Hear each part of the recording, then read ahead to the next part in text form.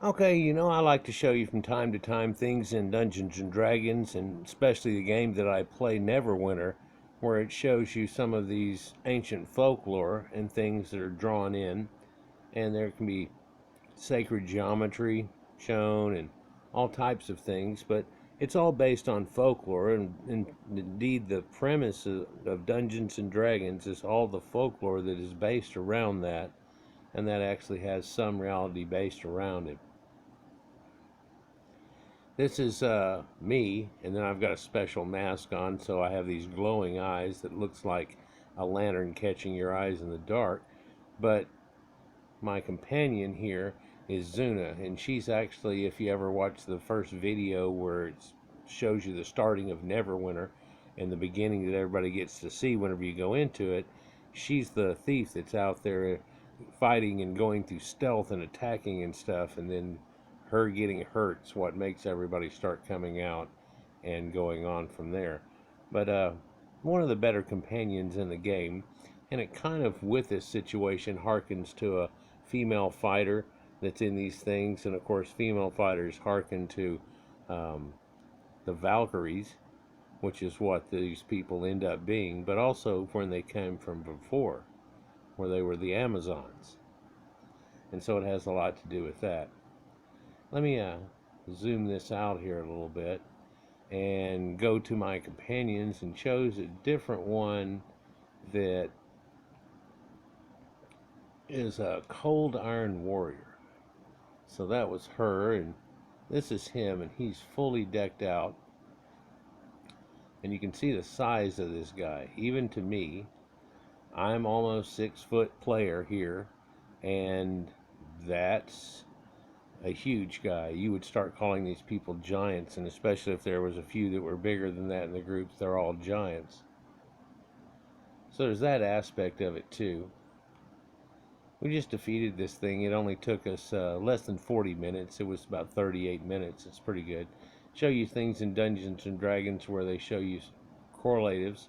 You look at this chest that's right here. Has a dragon emblem on it, and then it has two eagle heads, or dragon heads, if you will, coming out the sides of it here. But being that it gets full of gold and all kinds of treasures, there are poles that are running through it that you can see there. And so this has that Ark of the Covenant idea, and it shows you that that type of concept was being carried on for a long time. This orb here is where you go to exit back out. It's actually a teleporter. And there's another chest that's here that I've already gotten too, and it's just a common chest. This is the common, this is the special. And you have to make a key to get the special chest. There's a diamond back there, and we'll get into that diamond thing and unicorns and stuff here in a minute. But this place is the end dungeon of the last dungeon that just came out. This is the end boss, and where you fight that at. And so what we're looking at here is a place called the Vault of Stars. Now, surely there are stars in the sky, and this looks like something that you would see if you were to go way out in the country. Hopefully it shows up in here. I know the brighter ones do, but if I move around, you can see that those are just glowing above this sacred place here, like little fireflies in the sky. But you can see the ones that are in the sky itself. And I always liked, whenever I was a kid, growing up, got my license and stuff, we'd go out to this place that we considered a sanctuary.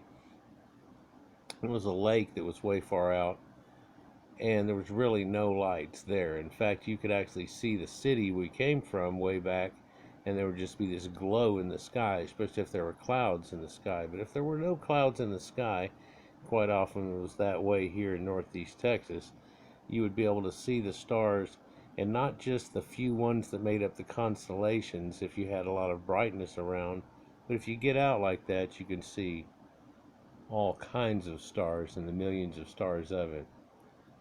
Well, this place here, this is where we came in from. In fact, that's the last healing place that you get to go and get all ready to come into here. And so coming into here would have been kind of sacred. In fact, well, there's a barrier right here now to where I can't get back out, although I think I could kill myself and then it would start me back there and I could run back through the barrier that way. It's a one-way barrier. But also you have to queue up for it. It times in and then you come in and there's the boss and everybody else that's doing that. But if you'll look closely, even though it's kind of wiggly, what's there in the distance is two unicorns facing inward towards the central object. And this can still be seen in flags that we have today all over Europe. And Wales and other people have similar ones to this where it has a lion and a unicorn and so on. And we talked about that. It must have been 2.5 years ago now. But this has a symbolism that looks something like Columbia. Although it has a light shining above it, she isn't raising her arm right here. She's lowering or bowing her head. But this gets that same ideal, or a Mother Mary situation going on. Or you might think of a Star of Bethlehem. Now, whenever we're fighting with the creatures out here, what ends up fighting us is two 25-foot tall, or three 25-foot tall giant golems. And I've done videos about golems and this animated creature and stuff, and even the ones that the Greeks talked about and so on, just recently. But we fight three of them, and the third one's the hardest one of it. And then the Queen of the Vault of Stars here just takes off. So we're going to end up fighting her later. But whenever you fight in here, there are spots on the ground, and whenever you fight the golem, he has to be on top of that spot or he's not taking any damage. In fact, he's reflecting damage that you're giving to him back to him. So you have to stop and start, and you have to have a good tank that takes and drags it over the right one. And whenever they call out different things, it's either over a void place that looks like the stars again on the ground, which gives you damage over time, or a sunspot. And the sunspot is actually that thing right there, floating about 20 foot above the ground in a certain spot, going around here, slowly moving, and you have to keep the guy in it.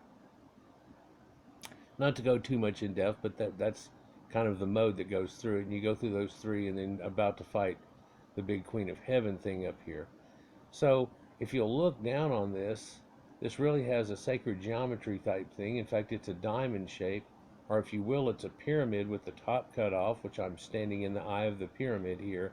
But then also the corners of the pyramids are cut off. So it looks like a Superman symbol or something. And if you'll notice, these people associated with this are real keen on flowers and gardens and the birds and bees and all that special kind of crap, huh? But diamonds, huh? Well, there's a diamond over here. So that's a gem that's kind of running this situation here. And if you'll look, there's a world tree that's there. In fact, this is all symbolized as a world tree. And if you look at that diamond, it has an effect of like, oh, an old Pink Floyd 1960s looking background where it's all down, you know. Yeah, it looks kind of Austin Powers, if you will. But even if you just look at the side post and things that go in here, what you're really looking at, although it looks like blades of grass and then taller grasses or reeds sticking up through it that are crossing, what you're really looking at is Vesica Pisces. Yeah. And if you were to take the outward curve of, let's see with my finger here, with this Vesica Pisces and its arc, and this arc that's right here, if I come up a little bit closer, we'd be centered on the diamond. Right now we're centered at the top of the world tree, right? Maybe for a reason. Arches that are here, but unicorns. In fact, I've got a unicorn. Can't take him out right now in this area. I have to be out of it, but I've got a unicorn. So this harkens to the Tuatha De Danann. This is inside sacred groves and sacred gardens that have been made. But then again, these are giant oak trees. You see that? And this is from a time in the way back. You look at the moon there, and of course, let me see if I can get that to dim down for it a little bit. Hopefully it'll come down to something that you can see a little bit. Yeah, it's just a blur, isn't it? That looked a little better for a second. But whenever you look at this moon here, it's far too large, but they do that in every game and everything, all right? But you can also see that tail that's running off the back of it. In fact, if I do that, will that cover it up at a point? Oh, if I do, then you can see that tail that's running off of it right here. And so it's like a comet's there or something struck it recently. And if it wasn't too bright for you to look at, if you were to check it out versus the way we see the moon, there's really not quite the man in the moon that's there. And in fact, some of the big spots and explosions and craters that we see aren't quite there yet. And so this is supposed to harken back perhaps to a time whenever the moon was a little closer to us, and some of those spots weren't there.